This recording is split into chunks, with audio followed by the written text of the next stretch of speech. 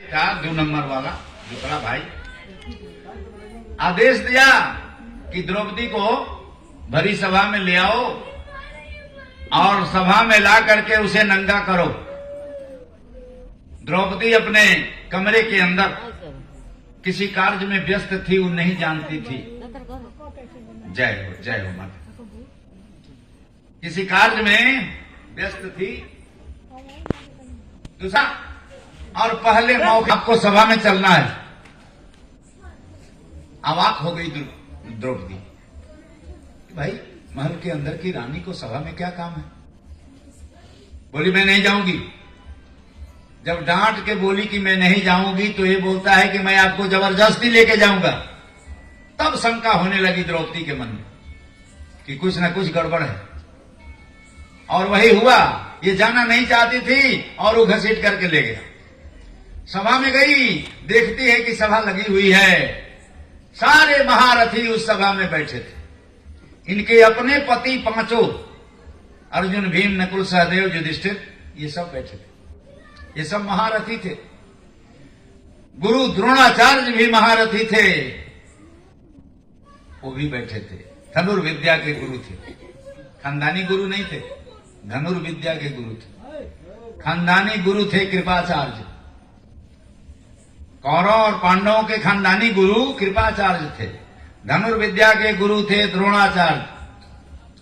तो गुरु गुरु थे, बैठे थे। दादा भीष्म पितामह, महान महारथी, वो भी बैठे थे।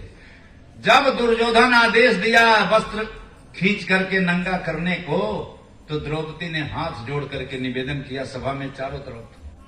मन भगवान के पास था, भगवान को बुला भी रही थी, अपनी प्रतिष्ठा को बचाने के लिए बुला भी रही थी। लेकिन अपने पतियों की तरफ देखी, पांचों पति सिर नीचा कर लिए। गुरु द्रोणाचार्य की तरफ देखी, वो भी सिर नीचा कर लिए। दादा भीष्म पितामह भी सिर नीचा कर लिए। उस सभा में कोई ऐसा नहीं था जो द्रौपदी के तरफ से एक शब्द भी बोले। बड़ी गंभीर समस्या हो गई। तो भगवान को बुलाना शुरू कर दिया कि जब कोई साथ नहीं देता है तो भगवान साथ देता है। यह विश्वास हुआ, भगवान को बुलाना शुरू कर दी। भगवान द्वारिकाधीश द्वारिका में थे, थोड़ा उदास थे।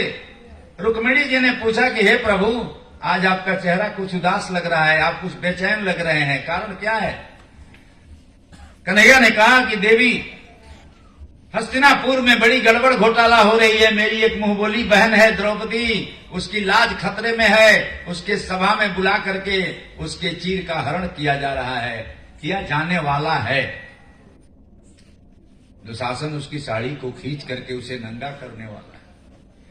अब तो रुक्मिणी भगवान से कहने लगी कि अरे भाई, आप उसको बहन भी कहते हैं, सारी तमाशा आप जानते भी हैं, तो आप द्वारिका में बैठ के क्या कर रहे हैं, आपको जाके बचाना चाहिए। भगवान ने कहा कि देखो रुक्मिणी, हमें जा करके उसे बचाना चाहिए, बात सही है, लेकिन अंतर यह है कि मैं भगवान हूं। भगवान कृष्णावतार में हर जगह साबित किया है कि मैं भगवान हूं। रामावतार में साबित नहीं किया। रामावतार में भगवान अपने आप को छिपाए हैं, राम जी, लेकिन कृष्णावतार में कृष्ण जी हर जगह बताए हैं कि मैं भगवान हूं, मैं ऐसे नहीं चला जाता किसी के बुलाने पर। रुक्मिणी ने कहा कि जिस औरत की साड़ी खींची जा रही हो सभा में, तो मदद के लिए किसी को बुला रही है, तो विश्वास के साथ नहीं बुला रही है। भगवान ने कहा कि तुम ही देख लो। थोड़ी देर के लिए दिव्य दृष्टि दे दिए रुक्मिणी को, और रुक्मिणी ने देखा वहां का दृश्य, हस्तिनापुर में क्या हो रहा था कि दुशासन द्रौपदी की साड़ी पकड़ के खींचना चाहता है, और द्रौपदी अपनी साड़ी पकड़ के इधर अपने तरफ खींच रही है, खींचने नहीं देती।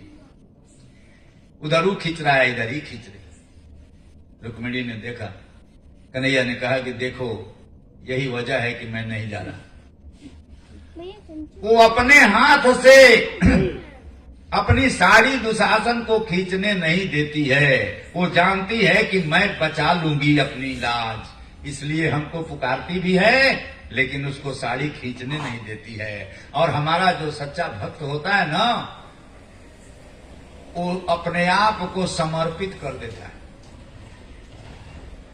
तो अभी द्रौपदी को उसके शारीरिक बल का जो अहंकार है ना, वो काम